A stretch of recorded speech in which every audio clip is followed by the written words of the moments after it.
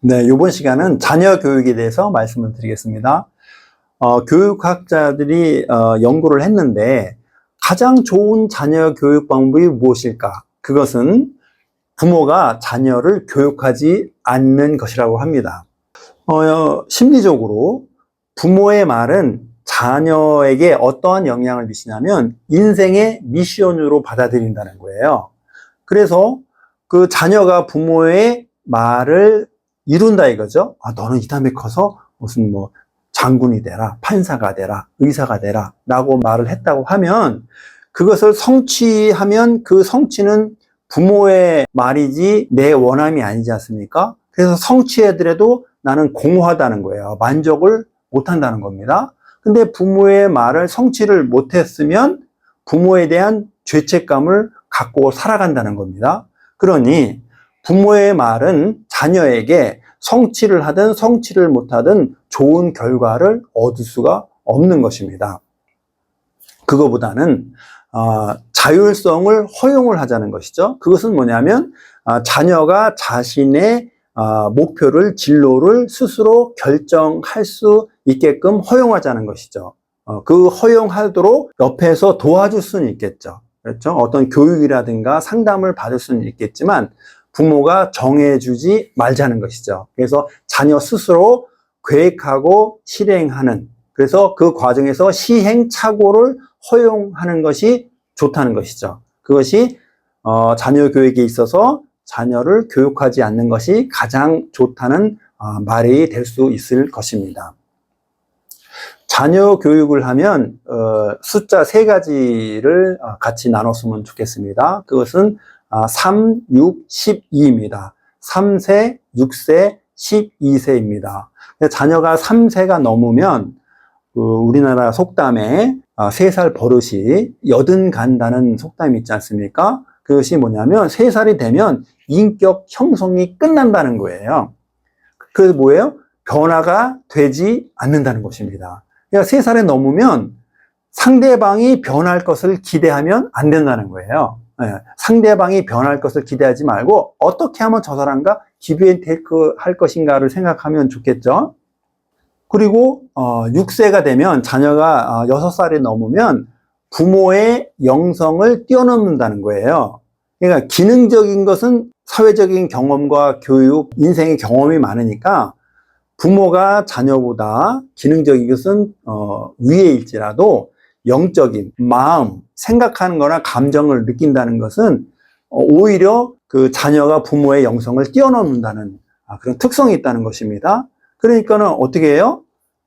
6살이 넘으면 교육하지 않는 것이 좋다는 거예요.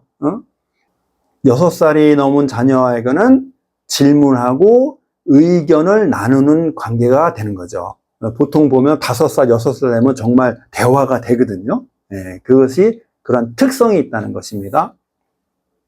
그리고 마지막으로 12살이 넘으면 어떤 게 있냐면 아시다시피 초기 청소년 시기가 12살부터 18살까지 그 기간이 아닙니까? 청소년이라는 것은 아이의 특성과 어른의 특성이 같이 있는 단계죠. 그러니까 12살이 넘으면 어른 대접을 하는 것입니다. 그 어른의 대접을 한다는 게 무슨 말이냐면 그 아이의 말과 행동에 대한 책임을 부여한다는 겁니다. 그것이 자녀와 소통할 때, 교육할 때 아주 좋다는 것입니다. 그러면 자녀가 그 후기 청소년기인 18세가 넘으면 어떻게 돼요? 정서적으로나 물질적으로 독립을 시키는 것이 맞다는 것이죠.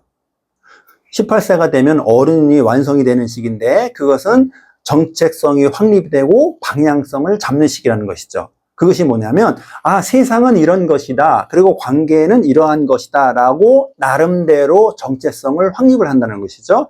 그리고 내가 좋아하고 내가 무엇을 하고 싶다라는 방향성을 정한다는 거예요.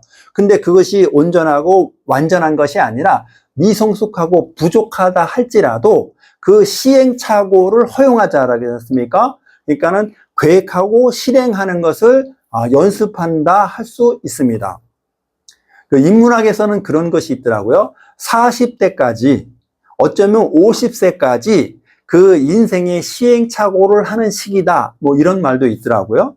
그래서 가치관의 형립이 무슨 뭐 청소년에서 확립이 되는 것이 아니라 그것도 계속 지속적으로 성장하고 정립이 되고 정예화되는 그런 과정이라는 것이죠. 어쩌면 부모 입장에서 너무 조급한 것이 아닌가라는 생각이 들기도 합니다. 이번 시간은 자녀 교육에 대해서 얘기하는데 그것은 교육학자들이 말하기를 자녀에게 교육하지 않는 것이 가장 좋은 교육이라는 그 역설적인 이 얘기를 같이 나누었습니다.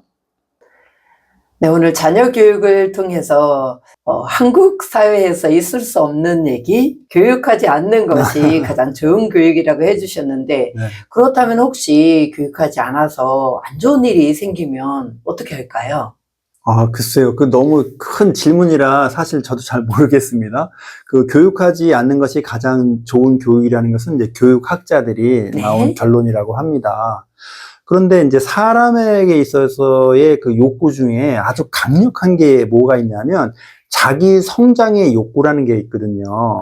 나도 잘하고 싶단 말이에요. 그렇죠. 다른 사람한테 발표도 잘하고 싶고 공부도 잘하고 싶고 운동도 잘하고 있고 취미도 하고 싶고 그런 욕구가 있다는 거예요. 그것이 굉장히 강력하거든요. 그런데 그 준비되지 않는 양육자, 그 부모로부터 많이 그 손때가 탄다는 것이죠. 손때가 탈 수 있다는 거예요. 그러면서 자기 자율성, 선택이 손상이 될 수 있다는 겁니다. 네. 그러니까는 자기 주도성이 손상이 되면 그건 내 인생을 사는 것이 아니라 타인의 인생을 사는 거 아니겠습니까? 네. 그것이 가깝게는 부모의 인생을 내가 데리고 사는 거고 이 시류, 그렇죠? 현재의 그 문화 속에서 내 기준이 돼서 문화로서 살아가는 거, 시류로서 휩쓸림을 당할 수 있다는 것이죠. 그것은 어떻게 보면 염려일 것이고 사람이라는 것은 다시 말씀드리면 자기 성장의 욕구라는 아주 강력한 도구가 있기 때문에 좀 믿고 맡기는 것도 괜찮지 않을까 싶습니다. 네, 그렇군요.